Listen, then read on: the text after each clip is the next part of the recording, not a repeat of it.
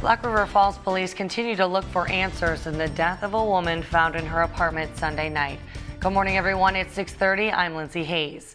Police are searching for the man that lived with that woman. Now, we still do not know her identity. Police found her body in a home on Chestnut Street on Sunday night, and police say she did not die of natural causes. No officers are currently looking for this man, Michael Harmond. He was the last person to be seen with the victim. However, police have not identified him as a suspect. News 19's Heather Burrian has details of this investigation. A cash reward is now being offered in exchange for information about a crime at the Hudson Corrections Office. Police say that someone drove a vehicle through the front door of that office last week and then tried to light the building on fire. Now, the office manages probation and parole. Police are now offering a $5,000 reward for information that leads to the arrest and conviction of those responsible. Anyone with information is asked to call the arson hotline at 1-800-362-3005. We were waking up in the middle of the night with the call that the water was coming up.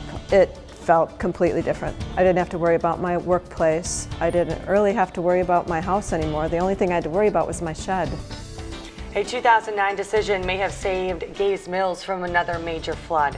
Good morning, everyone. It's 6:30. I'm Lindsay Hayes. And I'm Amy DuPont. Early Sunday morning, people in the floodplain in Gays Mills were evacuated, but this morning, most are back in their homes. The 500 or so people living in Gays Mills feel like they dodged a bullet as far as flooding goes. And the high water did not affect as many people as the floods back in 2007 or 2008. And this is partially because the village board decided to move several homes and businesses to higher ground, and they did so back in 2009. What made dealing with the flooding even easier is that not as many people live downtown, and the fact that the Gays Mills community has grown to expect some flooding. Gays Mills is still under a flood warning, though. The flood stage is 13 feet, and the Kickapoo River right now is currently at 14.5 feet in the village. So still has a ways to go down. Houston County and Minnesota officials there have declared a state of emergency after this weekend's rain. Some parts of the county reported as much as 10 inches over a 48-hour period. The emergency declaration allows the highway department to be able to hire private companies to assist with repairs, and that is without having to go through the usual bidding process.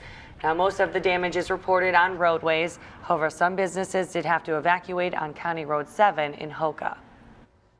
Majority of the damage was water over the roadways. We've had several washouts. Early damage estimates are about $2 million, but that number is expected to rise over the next couple of days as more townships report their damage. And on Monday, Iowa's Governor Terry Branstad issued a disaster proclamation for Allamakee County. Now, this declaration does mean that the state resources can be used now to respond to the storm. Evansdale, Iowa authorities say that there is new witness information in connection with the slaying of the two Iowa cousins last year. Now, officers are now looking for the driver of a white full-size SUV. A witness spotted this vehicle near Myers Lake, and that was on the day that 8-year-old Elizabeth Collins and 10-year-old Lyra Cook disappeared. Now, a witness told police that it was an older white SUV, possibly a Chevy Suburban or also a Ford Bronco, and they said it was parked near that area. Now, authorities found the girl's body then this December about 20 miles from Myers Lake. This new information was pieced together from a recent tip that was given about that white SUV. Investigators then went back through their previous reports and found that the SUV was mentioned in 2 others as well. We believed, that the vehicle had been occupied so that it wasn't something that had just been left and somebody had gone off to other areas. The driver, though, is not a suspect or a person of interest at this time, but anyone with information is asked to call the tip line. Fireworks in the Florida courtroom during the case that has triggered so much passionate debate. Today marks day 2 in the Trayvon Martin trial. On Monday, the prosecution and defense fired their opening statements. Zimmerman is accused of shooting 17-year-old Trayvon Martin in Florida, in a Florida neighborhood last February. In his opening words, the prosecution claimed that Zimmerman shot Martin because he wanted to. The defense countered that Zimmerman was being viciously attacked when he pulled the trigger. These assholes, they always get away. Those were the words in that grown man's mouth.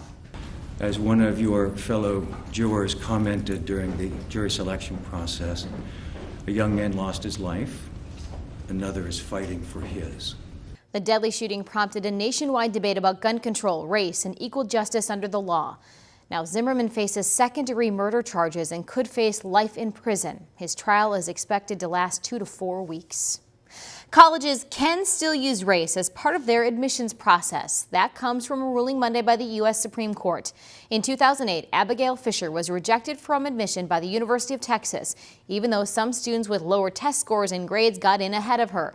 5 of those students were black, 42 were white. Fisher and her lawyers argued that she was blocked because she was white, and they sued.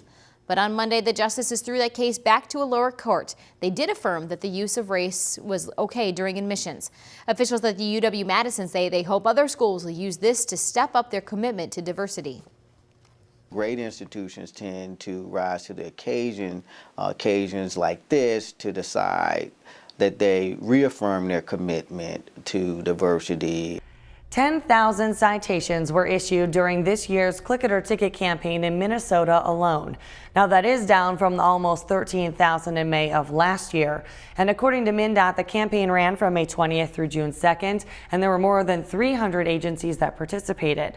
MnDOT also wants to remind everyone, always buckle up, even though the campaign is over.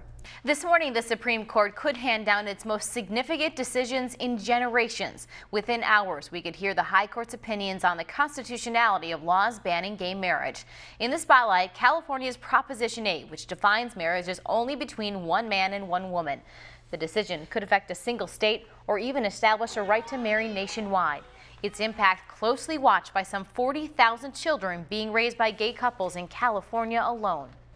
We look forward to the day when we will be treated equally, just like our neighbors' families.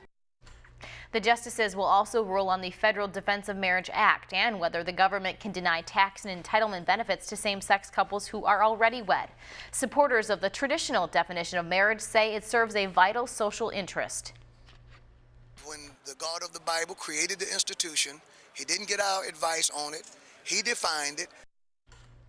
However, the High Court decides on marriage, more states are allowing gay couples to wed. This summer, Rhode Island, Delaware, and Minnesota will perform their first same-sex marriages. It's a high-stakes ending to an already controversial term. Yesterday, a divided court struck down part of the 1965 Voting Rights Act as out of date and unconstitutional. The law had required federal election monitoring in several southern states with a history of discrimination. Heavy rain caused a boulder to fall onto Highway 56 in Genoa. It happened around 4 Tuesday morning. No one was injured. The Vernon County Sheriff's Department says the boulder is about the size of a dump truck. Check it out. The Highway Department couldn't move the boulder with its equipment, so they had to hire an outside contractor to break it into pieces. Small rocks fall all the time, but ones of this size are rare. The National Weather Service says the Genoa area has received 8.5 inches of rain over the past 4 days. The continuous rounds of rain are keeping thousands of farmers out of their fields. A farm in Cambridge says that its corn and soybean crops are not doing well because of the rain. And many say that they're trying to harvest also hay and alfalfa, but they can't because it's too wet to get in the fields. Now, the longer the hay stays on the ground, the more it loses in quality.